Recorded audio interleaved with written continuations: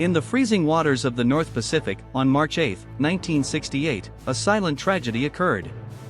The Soviet ballistic missile submarine K-129, carrying 3 nuclear warheads and the secrets of the Red Navy, vanished. It simply disappeared. The Soviet Union launched a massive search operation. For months, their fleet combed the ocean surface, but they found nothing. Eventually, they declared the sub lost with all hands and went home. They assumed the ocean had swallowed their secrets forever. But they were wrong. The Americans were watching. Through a secret network of underwater hydrophones known as SOSUS, the US Navy had heard the implosion. They knew exactly where the K-129 was. They sent a specialized submarine, the USS Halibut, to the site. What they found on the ocean floor, 16,000 feet down, was an intelligence goldmine. The sub was relatively intact. Inside, waiting to be taken, were nuclear missiles, torpedoes, and most importantly, the cryptographic codebooks that would allow the US to read Soviet naval communications. The CIA wanted it.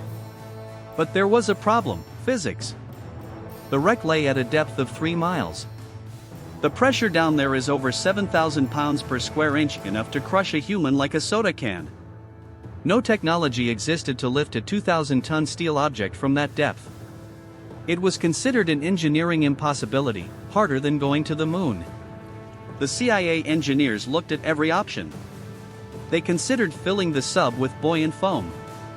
They considered using giant balloons. They considered rocket engines. Finally, they settled on the most audacious idea of all: a giant mechanical claw.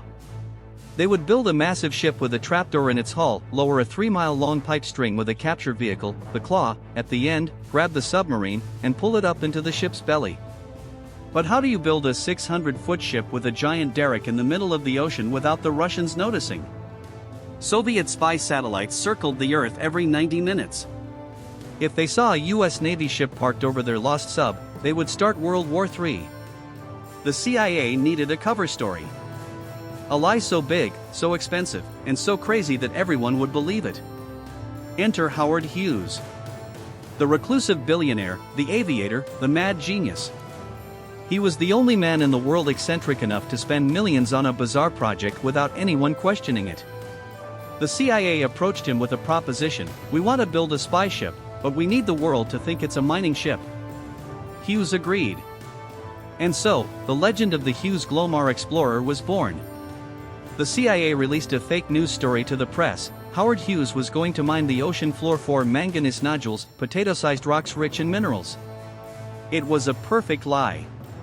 It explained the massive ship, the giant derrick, and the secrecy. The media ate it up. The public marveled at Hughes' visionary business plan. And meanwhile, in a shipyard in Pennsylvania, workers were building the most advanced robbery tool in human history, right under the nose of the KGB. Summer 1974. The Hughes Glomar Explorer arrived at the coordinates in the North Pacific. To the casual observer, it looked like a marvel of oil drilling technology. But hidden beneath the hull, behind massive moon pool doors, hung Clementine, the capture vehicle. It was a 2,000-ton mechanical claw, bristling with sensors, cameras, and hydraulic fingers. The engineering challenge was mind-boggling.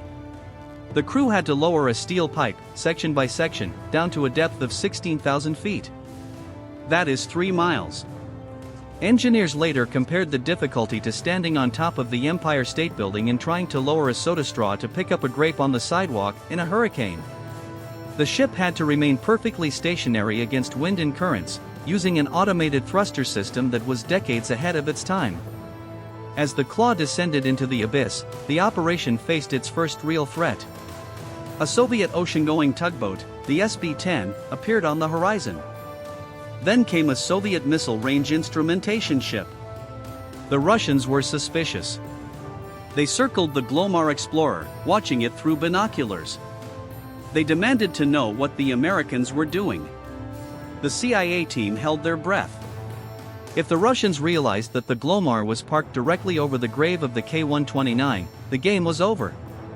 They broadcast their cover story: we are conducting mining tests for Mr. Hughes. The Russians, seeing the mining equipment, bought the lie. They sailed away, unaware they had just witnessed a crime scene. Down in the darkness, the claw reached the target. The cameras flickered to life, illuminating the ghostly steel hull of the K-129. It was a moment of triumph. The operators engaged the hydraulics. The massive steel fingers of Clementine dug into the seabed, wrapping around the submarine. They had it. Start the lift, the order came. Inch by inch, the winch groaned, pulling millions of pounds of steel off the ocean floor. The submarine began to rise. For hours, everything went perfectly. They hauled the prize up through the crushing darkness, past 10,000 feet, then 8,000 feet. They were halfway home. The champagne was on ice. The intelligence coup of the century was within reach. Then, disaster struck. Around 9,000 feet below the surface, a shudder ran through the ship. The specialized steel of the capture claw, stressed beyond its limit, failed. Several of the massive fingers snapped. The K-129, fragile after 6 years underwater and weakened by the initial explosion, could not support its own weight in the unbalanced grip. With a sickening screech of metal, the submarine broke in two. The CIA operators watched in horror on the monitors as the larger section of the sub, the section containing the nuclear missiles and the precious codebooks, slipped from the claw's grasp. It plummeted back down into the abyss, spiraling into the darkness, eventually hitting the ocean floor with an impact that shattered it into useless debris. The crew was left holding only the front 38 feet of the submarine. They had caught the fish, but the tail had fallen off. Heartbroken but unable to stop, they hauled the remaining piece into the Glomar Explorer's moonpool and sealed the doors. It wasn't the total victory they wanted, but it was still something. However, when they opened the wreckage, they found something they hadn't planned for. They didn't just find torpedoes, they found the bodies of 6 Soviet sailors.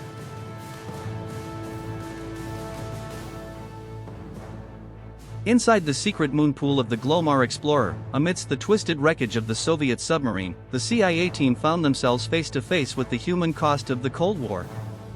They recovered 2 nuclear-tipped torpedoes and various cryptographic machines, but they also recovered the bodies of 6 Soviet sailors. In a moment of profound respect that remained classified for decades, the CIA did not treat these men as enemies or intelligence assets. They treated them as sailors. On September 4, 1974, thousands of miles from land, the Americans held a formal burial at sea. They played the Soviet national anthem over the ship's loudspeakers. They read a prayer in both English and Russian. And then, they slid the bodies back into the ocean with full military honors. The entire ceremony was filmed in color, a tape that would eventually be given to the Russian government after the Cold War ended, proving that in the silence of the deep, there are no enemies, only brothers of the sea. The CIA planned to go back. They wanted the rest of the submarine. They began preparing for Project Matador, a second mission to retrieve the missile section. But fate intervened in the most bizarre way possible. It wasn't a Soviet spy who blew their cover, it was a common thief. In Los Angeles, burglars broke into Howard Hughes' private office, looking for cash. Instead, they stole a box of secret documents linking Hughes to the CIA. The panic was instant.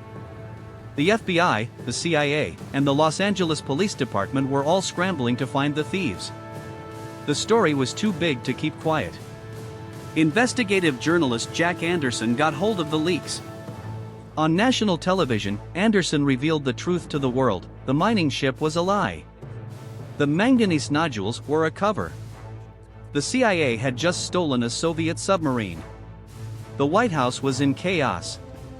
When journalists swarmed the CIA for answers, the agency issued a statement that would become legendary in legal and political history. They didn't lie, but they didn't tell the truth. They simply stated, "We can neither confirm nor deny the existence of the materials to which you refer." This phrase, known today as the Glomar response, is still used by governments around the world to deflect inquiry. With the cover blown, the second mission was cancelled. The Soviet Navy swarmed the crash site, ensuring the Americans could never return. Critics called Project Azorian a failure. They argued that spending $800 million, equivalent to $4 billion today, to recover 1/3 of a submarine and a few torpedoes was a waste of taxpayer money. But to the engineering world, it was a miracle. The technology developed for the Glomar Explorer revolutionized the offshore oil and gas industry. The dynamic positioning thrusters, the heavy lift pipe systems, and the underwater robotics advanced deep-sea engineering by decades.